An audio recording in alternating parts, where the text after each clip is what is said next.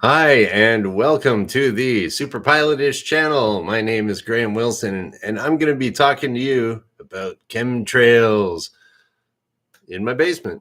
Okay, first I always got to adjust my microphone here. See, there it is. Ooh. All right, so yeah, today we're going to be talking about chemtrails. Fun stuff. Who doesn't like a really good conspiracy theory, eh? I mean, wouldn't it be cool to know it's just a secret and you're the only one that knows it? And, whoa, man, I'm so smart. Yeah, that's pretty appealing to some people. And I'm going to be talking today about the chemtrails. And it's one of these things that's it goes around on the internet, and because if it's on the internet, it must be true, right? I mean, you're seeing some guy in the basement and he must be telling the truth, right? So here we go, we're going to find out all about chemtrails. So it's this has been going on for a while now. The probably 20, I don't know, yeah, probably about, I've kind of heard about this stuff for probably about 20 years here and there, pretty much since the beginning of the internet. And so I just because something sounds a little weird, uh, you know, life is weird. Strange things happen. So, it's worth taking a look into. Just if you hear anything, and don't just dismiss it. Do a little research. So I have researched this whole chemtrail thing because being a pilot, people ask me about it sometimes. And I have done sightseeing flights and had students, and they say, "What do you think about all this chemtrail stuff?" Well, okay, the popular theory is that these chemtrails are getting sprayed out in the atmosphere, and there's stuff around that's going to manipulate your mind.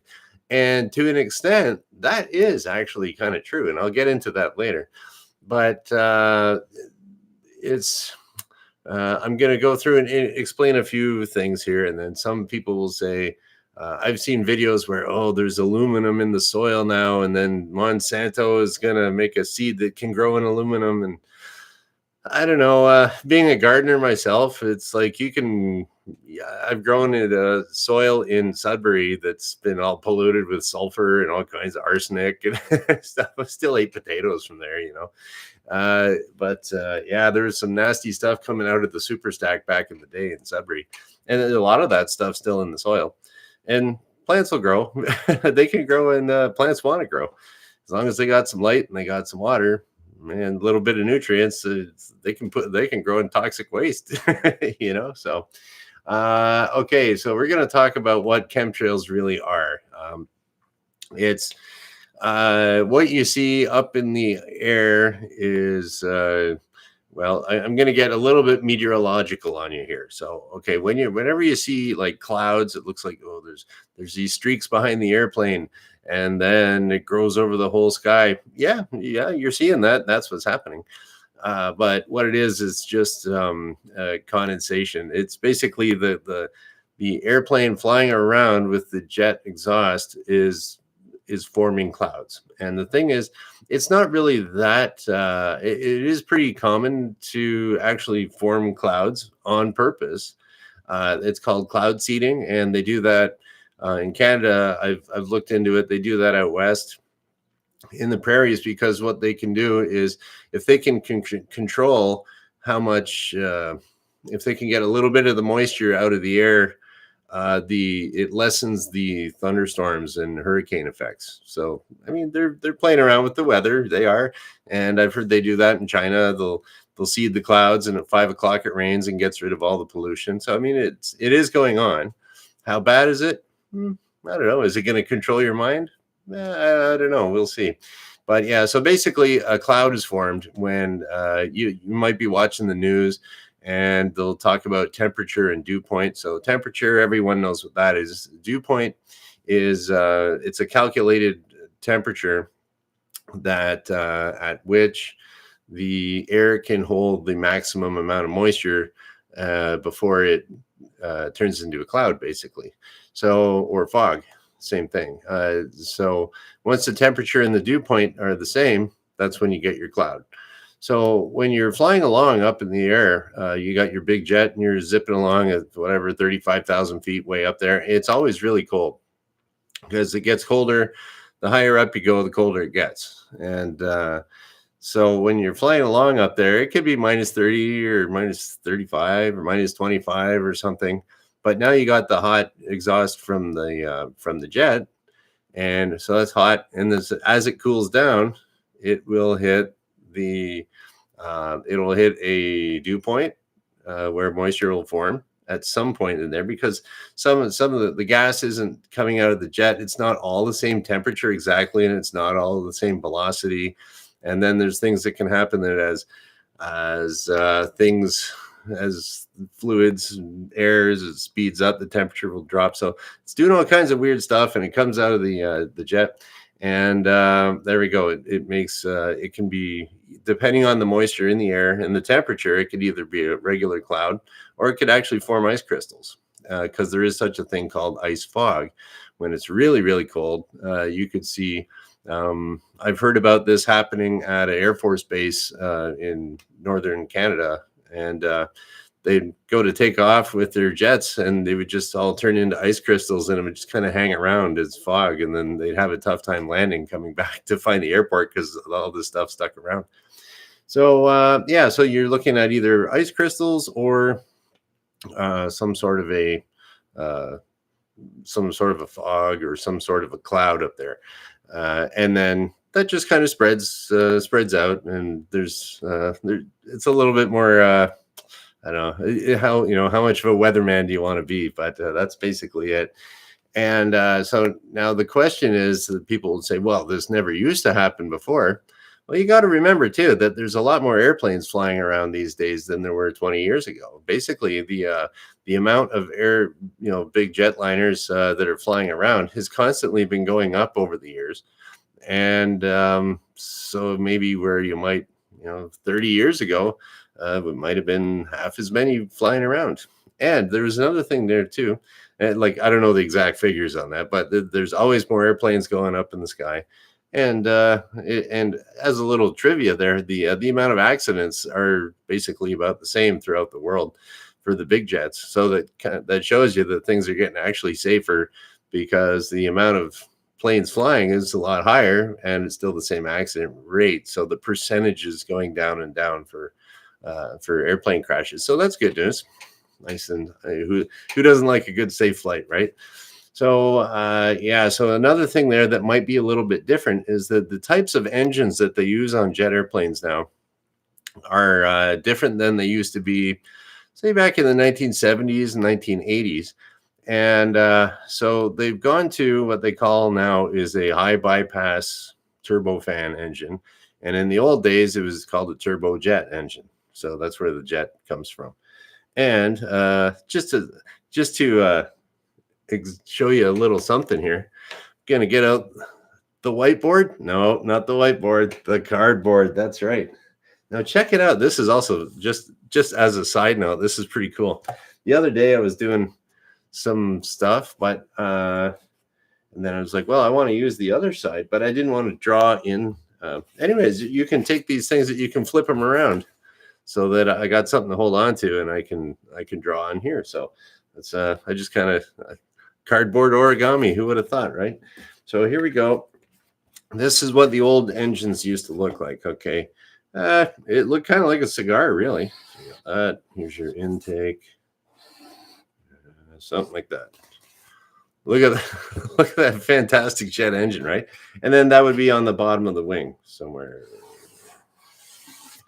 There you go. There's the side view. So that's there's your intake, and that's your exhaust coming out there, and you're flying along here. Okay, so the newer engines, I don't know how I'm going to be doing this. They kind of have a larger intake. Let's try that. I don't know. And then it kind of goes like this. Oh, this is looking good. No, I didn't go get a degree in art, that's for sure. Okay, so here we go. This is your high bypass turbofan engine that goes underneath the wing here too. And it's So it's got thrust. So this old one here, that the thrust was just, you burn a bunch of gas here, it goes out the back, and it gives you your thrust to push it forward. On the newer ones, this drives a bunch of little turbine blades in there, and they act basically as a little kind of like propeller blades, really. And that will go around, and it'll produce thrust coming out back here, so it bypasses the jet, if that makes any sense to you. So now there's a difference between, now these guys here, they're really noisy and they used a lot of gas. They were kind of inefficient, or a lot of fuel, not gas, it's fuel, jet fuel. And they were pretty, did I say they were noisy? Noisy, not so great on fuel, especially at lower altitudes. And then they developed this high bypass engine, probably in about the last 35 years. And all the jets have that now. Now, there we go. When they had these guys here, they weren't that efficient of an engine. So you would see in the old days, like an old 727 or a DC-10 or something like the old F4 Phantom jet, they'd be like all this black soot would be coming out the back there, like old Russian airplanes and stuff like that, big dirty airplanes. But you don't see that anymore, do you? Because it's like these planes are a lot more efficient. So I would say that to make your chemtrails, I would say the dirty, not so burnt fuel coming out here, it didn't work as well as to make the clouds that you see up there. So I think it could be a difference in engine design too, that why we have our chemtrails now, and which is basically just contrails with condensation trailing behind the engine. I've also heard there that they put additives in the fuel to do that, and they do put additives in fuel. Every fuel you have has additives in it. You have in your car, you'll probably notice that a lot of cars they have ethanol in the gas, up to 10%, or depending on where you are. They put ethanol in there. They put all this other stuff into the depending on whether you got a higher octane or rating. If you have regular airplane gas, is avgas as they call it, it still has lead in it. So there's all these additives that you put into fuel. And so for the jet fuel, if you didn't know, jet fuel is actually, it's basically the same as diesel fuel. So the big trucks you see, the 18-wheelers you see driving around, they'll run on jet fuel. It's just, the thing is, the jet fuel is designed so that there's less condensation in it because of the high temperature changes, and they put additives into there. And so there's going to be some additives. Ideally, what the engineers that are making these engines, what they want to do is not control your mind or anything. They want to burn up as much fuel as possible and waste the least amount. So then that way you get the most amount of thrust, and you don't use as much, you won't need as much fuel. The largest expense for any operator of an airline, of a big airline, is jet fuel. It's their biggest annual or monthly expense.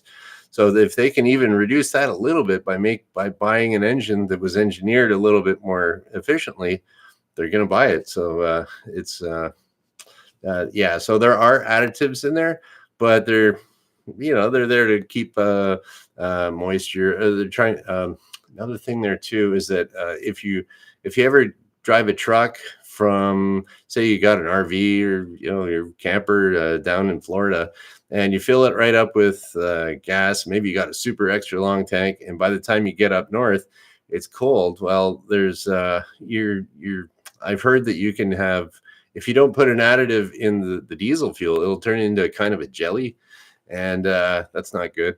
But you can buy jugs of this stuff, you add it in there. Apparently that's what truck drivers do. Okay, so there are additives in there, but nothing really to worry about. I mean, it's just the same as you got additives in your car car gas. Okay, another thing that you might notice in the sky that says that, oh, these are chemtrails, and you'll see pictures, a big grid pattern in the sky, or maybe they could be converging. So what those are most likely is just, I'll give you an example. Maybe you didn't know, but these airplanes, they just don't fly wherever they want up there. They actually have they're kind of airways up there that basically it's kind of like an imaginary highway in the sky. So, like, just say you want to go. Okay, let's see how good I am at geography here. We're gonna do. Let's draw the United States here. We got this. Got, I don't know. It kind of comes like that. You got Lake Michigan. Michigan's over there. Kind of goes like that. Got your Great Lakes. Got Maine. Let's sit down here. Go over here to Texas.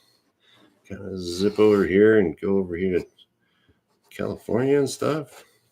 There we go. How's that for the US of A?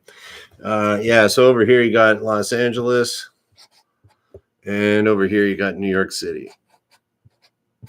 Can you see that? Okay, we got New York over here, Los Angeles here. Now you can't just, if everybody's flying exactly directly back and forth between the LAX and the JFK airport, they're going to be running into each other. The air traffic controllers have to separate them. So, yeah, and then they might be going, maybe they'll be over here in Chicago, stopping off along the way. So what they do along the way here, there's actually imaginary highways up in the sky. So you might have, I don't know, it might be, it's all kind of done by GPS nowadays, but the GPS is based on what it used to be, which was like kind of like a radio beacon. So let's say we got a radio beacon over here. I don't know, what would that look like? Here's an antenna. Beep, beep, beep, beep. There you go. You got your radio beacon. Maybe you got another one over here. So we're looking good here today. So you fly your airplane to this radio beacon, then this beacon, and then you make it to Chicago. And then maybe on the way to New York, you're going to go to this beacon over here. And so that's kind of like a little highway from here to here to here to here to here to here. And then so there's your highway in the sky. So if everybody's going back and forth over these highways in the sky, the air traffic controllers have to keep them separated. So if you're seeing people in a really busy, like say here for Los Angeles to San Francisco up to Seattle or something along the coast, all the mountains are in here. So they're all kind of flying in the same place up and down the coast. So what you could see is the air traffic controllers can see airplanes on the radar coming at each other. They'll say, okay, you deviate, fly 1 mile north off of here and 1 mile south off of here, or east or west. And they'll kind of vector them so that you can, there'll be separation by altitude, or what would that be? Horizontal separation too. And so that could create a grid pattern if you have two guys coming at each other and it sticks around, and then maybe some are higher up, and then your angle of looking at it back and forth, and maybe they're flying from all different locations over this beacon. Might be going here, here, here, here, and then so you make a little crisscross there, or they could all be converging to this beacon here first, and then heading off to where are we here? Yeah, so maybe they're flying from all around here. They go to the beacon and then go off to New York.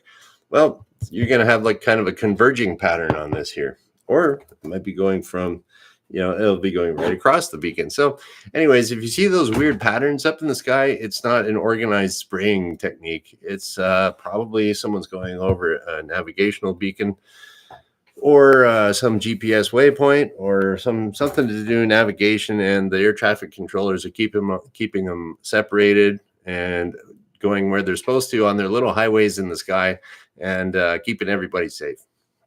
So there's nothing to worry about with a weird grid pattern.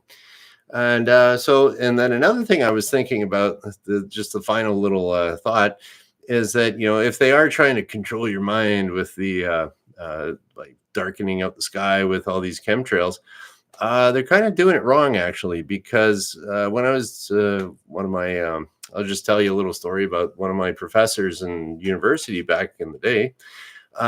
He did a lot of research on mood and decision making. So what you can do if you're a psychologist, and you can induce a certain mood in someone. Basically, you're feeling happy, or you're feeling a little neutral, or you're feeling a little bummed out. I think that's the official psychology term, bummed out. So what he did this one time was He had already done some research, but he kind of wanted to see. He taught these two identical classes, and for the same course, they had identical bell curve distributions on their yeah. So what their marks were was like identical bell curve distribution. So it's basically, two random groups of students that were, kind of randomly chosen, the same, basically not identical classes, but identical results on their tests for the classes. So what he decided to do was to induce a good mood for one test, for one class, and then induce like a bummed out mood in the other one. And he did that he put the one test on red paper. That induces, they've shown studies that red induces a good mood. Hope you're feeling good today. And then blue would give you more like a neutral or a negative mood kind of thing.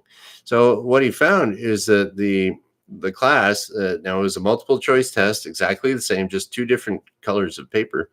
And the group that was induced with the good mood did poorly on the test compared to the people that were in a neutral or bad mood. And he said it was statistically significant, okay, according to him. So and then you can also get that good mood because, like, say it's a nice sunny day out. Hey, what a beautiful day. You don't care about nothing. You're like, oh, what a great day. But if it's all kind of cloudy and rainy, you're like, you're kind of bummed out. So if the weather isn't inducing your mood, so if you make it nice and sunny, then you're not thinking really logically and, like that. When you start to think more logically once it becomes a little bit more overcast. So now if you wanted to control somebody's mind, you don't want them thinking logically, right? You want to kind of brainwash them and keep them off guard and make them more susceptible to suggestion or something like that. So like if you're trying to like control the population by making clouds in the sky, like, you're doing it all wrong.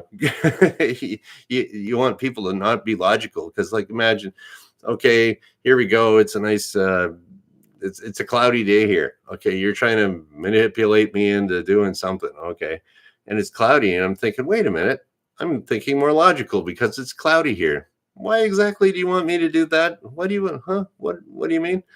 And then say it's a nice sunny day, and now I'm trying to get brainwashed. I'll be like, what, do that? Sure, I don't care. Yeah, whatever. So they're kind of doing it different. That kind of tells me that I don't think there's any mind control going on there. And as far as the,